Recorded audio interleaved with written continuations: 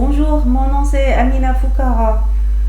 Aujourd'hui, je vais faire une présentation qui tire sa raison d'être d'une recherche qu'on a déjà entamée et qui faisait partie de la partie qui traite de la conception et de déploiement.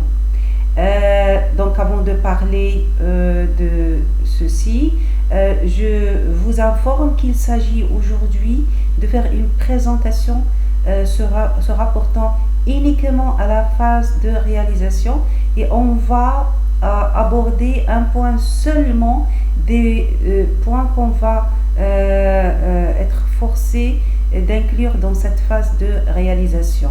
Il s'agit bien sûr ici uniquement de présenter les liens aux solutions qu'on a trouvées pour la mise en œuvre de la phase dite phase de réalisation. D'abord, il y a un point intéressant qui se rapporte à la phase de conception. Et maintenant, je vais, en tant que représentante de l'équipe FMA à laquelle j'appartiens, je vais vous donner une idée sur le point important qu'on va aborder ici et qu'on a déjà trouvé, qu'on a identifié pendant la phase de conception.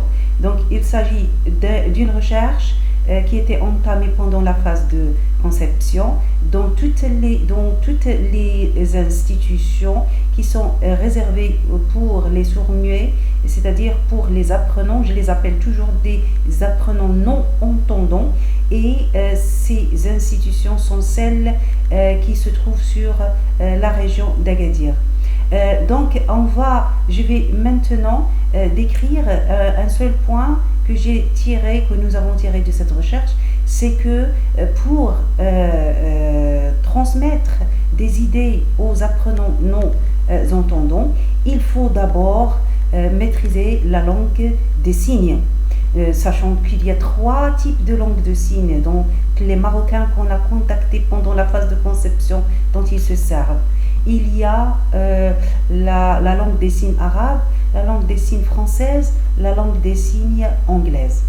Donc, vu le fait qu'on ne peut pas communiquer ni à distance, ni en présentiel directement avec les apprenants non-entendants sans l'intervention de leurs formateurs dans ces institutions qui leur sont réservées, et entre guillemets, je vous rappelle qu'il s'agit uniquement d'associations qui étaient établies et qui sont contrôlées par le ministère de l'Éducation et qui élaborent des curricula qui sont élaborés par le ministère et ainsi ils développent leurs compétences. Donc sous la responsabilité des formateurs qui ont besoin d'être vraiment entretenus. Donc pour cela, ce qui m'intéresse ici, c'est le fait que tout va passer par ces formateurs, étant donné qu'ils maîtrisent très bien la langue des signes. Alors, dans ce cas-là, nous avons préparé des liens qui vont nous servir pour la mise en œuvre de solutions à la formation à distance qui sera consacrée aux apprenants sourds-muets. Donc la première solution, c'est le premier lien que nous pouvons mettre à la disposition des formateurs se rapporte en fait à une série de serious games, gamification, qui vont préparer les formateurs à maîtriser le sens de serious games d'abord et puis le sens de l'économie digitale. Donc l'économie digitale est un sujet qui est très compliqué, ça va pas être facile pour nous d'envoyer directement nos Google Drive Sheets, Docs, présentations et aussi nos plateformes aux apprenants non entendants. Donc, leurs formateurs vont jouer ce rôle et on sera obligé de leur communiquer des liens qui peuvent contribuer à leur formation. D'abord, avant de parler de liens, je signale le fait que les formateurs doivent disposer d'un compte Google. Sans ce compte Google, ils ne vont pas être capables d'ouvrir les messages qu'on va envoyer contenant des cours qui vont leur permettre de se familiariser avec la formation à distance et ce que cela demande, surtout en ce qui concerne Google Drive. Donc le premier lien d'abord dont ils vont se servir pour savoir et comprendre ce que c'est que Google Drive, est le suivant. C'est le http://drive.google.com. Donc, comme le schéma que je viens d'exposer ici, il le montre, donc ce Google Drive, ce lien va les mettre directement en contact avec les fichiers que nous avons, les vidéos et les vidéos et les docs et les sheets et les présentations qu'on a déjà préparées pour faciliter la tâche aux formateurs d'abord de se familiariser avec la formation à distance et en plus d'apprendre ce que l'économie digitale veut dire. Il s'agit de liens qui commencent par https://docs.google.com, spreadsheets, etc. Donc ça, c'est par exemple, c'est un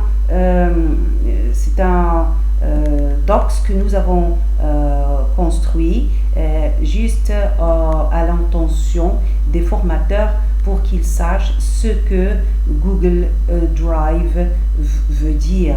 Donc ils peuvent lire la suite, tout ce qui est rapporté ici sur ce document. Il y a plusieurs fichiers qu'on a envoyés en ligne et ils peuvent, tout en disposant d'un compte Google, ouvrir ce fichier et prendre connaissance de ce que la formation économie digitale implique. D'abord, il y a des termes que nous avons expliqués, comme la bourse des valeurs, comme les investisseurs, comme les épargneurs, comme l'euro-dollar, comme l'euro-devise. Donc ici, pour l'euro, il ne s'agit pas uniquement de l'euro dont les pays européens appartenant à l'Est et à l'Ouest maintenant de l'Europe, mais l'euro-devise est une monnaie qui est déposée hors les contours géographiques du pays auquel ou bien l'investisseur ou bien l'épargnant appartient.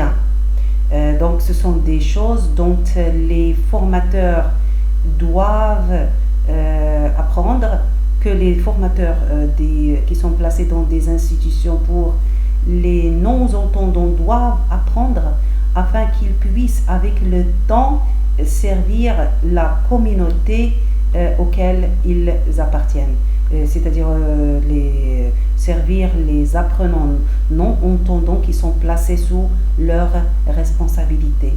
il s'agit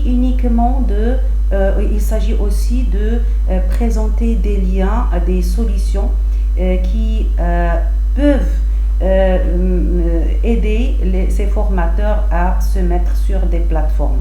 Et parmi les plateformes qu'on a utilisées, c'est Scenari Chain, avec Opal bien sûr, puisqu'il serait encore trop difficile pour ces formateurs d'utiliser la chaîne éditoriale Opal et aussi Scenari Chain. On a commencé juste par Salsa qui est très facile.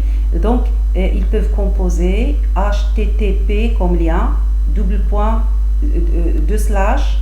salsa.usu, c'est-à-dire usu.edu.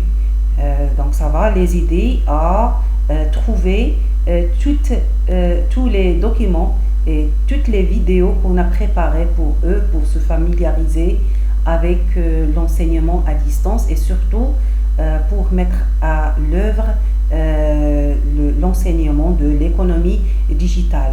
Il y a aussi des ressources qu'on a déposées sur YouTube. Donc pour les consulter, il faut juste composer http://www.youtube.com. On a aussi déposé des ressources sur Facebook. Il suffit uniquement de composer https://www.facebook.com. Donc nous espérons que les formateurs prennent connaissance de toutes les ressources disponibles qu'on leur a consacrées et qu'ils peuvent se servir des liens à toutes les solutions qu'on leur a présentées pour concrétiser l'objectif qui est aider les apprenants non entendants marocains à d'abord se familiariser avec des sujets qui sont enseignés au niveau de l'université et puisqu'ils ne peuvent pas accéder actuellement à l'université, nous les aidons d'abord à franchir le seuil de ce monde tout en commençant par étudier l'économie digitale. C'est Foukara Amina, Université Ibn Zohr, ENCG Agadir, Maroc.